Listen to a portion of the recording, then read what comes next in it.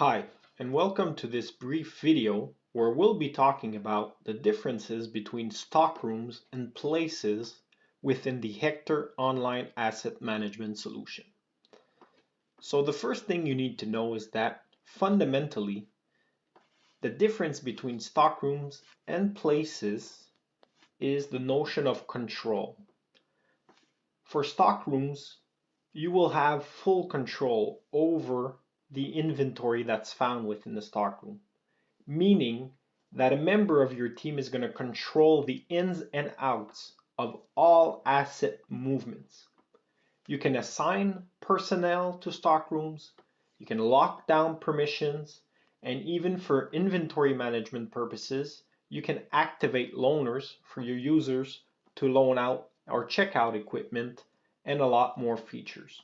So again, stockrooms are areas where you maintain a certain level of control.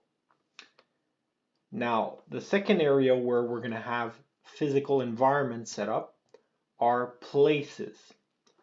When you create a place, think of it as an area that might be or might not be under your control, like a conference room, a lobby, a work site, a laboratory, or anything similar to that. Assets assigned to places can be locked down, fixed to a wall, or even left out to be used by all. These assets could technically disappear without your knowledge.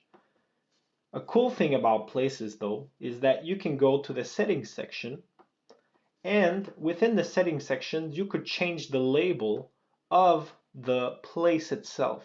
So if you're in your organization, it makes more sense to think of a place as a site, a client, a building, an agency, a room.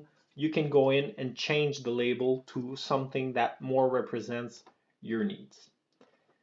I hope you enjoyed this video. Please subscribe to our channel for more videos like this one and hit the like button if you enjoyed the content. Thanks again and see you guys later.